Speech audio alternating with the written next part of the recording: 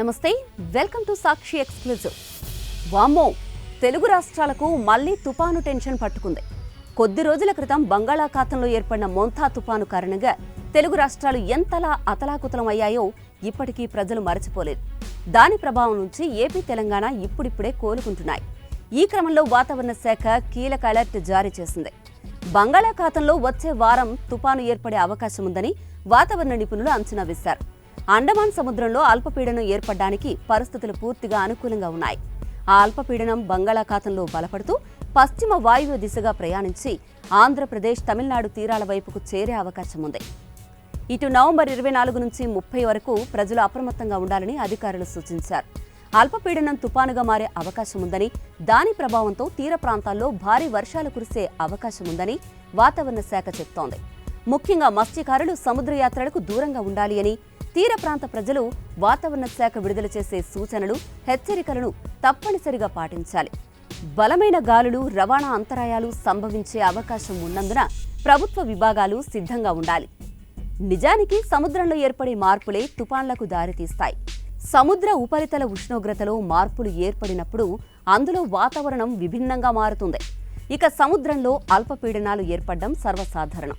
అయితే అల్పపీడనం ఏర్పడిన నాటి నుంచి అది తుపాను, అతి తీవ్రమైన తుపానుగా ఏర్పడేంత వరకు ఎన్నో దశలు ఉంటాయి. అయితే ఇందులో కొన్ని అల్పపీడన దశలో, ఇంకా కొన్ని వాయుగుండం దశలో తీరం దాటుతూ ఉంటాయి. తీరం దాటి భూమి మీదకు వస్తుంటాయి. వాతావరణ శాస్త్రవేత్తల అభిప్రాయం ప్రకారం తుపాన్ను దాని గమనం నిర్దేశిస్తుంది. తుపాను గమనంలో కేంద్ర స్థానం ముఖ్య పాత్ర పోషిస్తుంది. దాని గమనం ఆధారంగానే తీవ్రత ఉంటుంది. శక్తివంతమైన తుపాను ఏర్పడినప్పుడు దానికి కేంద్ర స్థానంలో ఉండే ప్రాంతాన్ని కన్ను అని పిలుస్తూ ఉంటారు. కన్ను ప్రాంతంలో వాతావరణం ఎలాంటి ఆటుపోట్లకు గురికాదు. అక్కడ వాతావరణం అత్యంత ప్రశాంతంగా ఉంటుంది. గాలి కూడా సాధారణంగానే ఉంటుంది. కొన్ని సందర్భాల్లో గాలి ఏమాత్రం ఉండదు. అక్కడ వర్షం కురిసే అవకాశం కూడా ఉండదు. కన్ను ప్రాంతంలో ఉండే వలయాన్ని కన్ను గోడలు అంటారు. కన్ను ప్రాంతంతో పోలిస్తే ఇక్కడ మాత్రం విపరీతంగా గాలులు వీస్తూ ఉంటాయి. వర్షాలు కురుస్తూ ఉంటాయి. భారీ, అతి భారీ, అత్యంత భారీ వర్షాలు ఇక్కడ కురుస్తూ ఉంటాయి.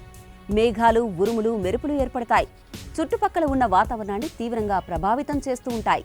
ఇటు తుపాన్ తీరం దాటిన తర్వాత మళ్లీ సముద్రంలోకి వెళ్లడం అనేది అత్యంత అరుదుగా ఉంటుంది. శాస్త్రవేత్తలు చెప్పిన దాని ప్రకారం తుపాన్లు తీరాన్ని దాటిన తర్వాత బలహీనమవుతాయి. వాతావరణ శాస్త్రవేత్తలు తుపానును ఫలానా ప్రాంతంలో తీరం దాటిందని చెప్తూ ఉంటారు. కానీ తీరం దాటే చోట గాలి ఉండదు, వాన అస్సలు కురదు. ఆ ప్రాంతంలో సముద్రం అత్యంత ప్రశాంతంగా ఉంటుంది. ఎందుకంటే తుపాన్ కేంద్ర స్థానం వద్ద ఎలాంటి అలజడి ఉండదు. కేంద్ర స్థానం దాటిన తర్వాతే తుపాన్ తీవ్రత అధికంగా ఉంటుంది. అందుకే తుపాను తీరానికి దగ్గరవుతున్న క్రమంలో భారీ వర్షాలు కురుస్తూ ఉంటాయి. గాలులు వీస్తూ ఉంటాయి. తీరం దాటిన తర్వాత కూడా నష్టం దారుణంగా ఉంటుంది. అందుకే ఎలాంటి నిర్లక్ష్యానికి తావు ఇవ్వకుండా జాగ్రత్తలు తీసుకోవాల్సి ఉంటుందండి. So be careful. మరో తుపానుకు ముందే ప్రిపేర్ అవ్వండి. This is Aruna signing of.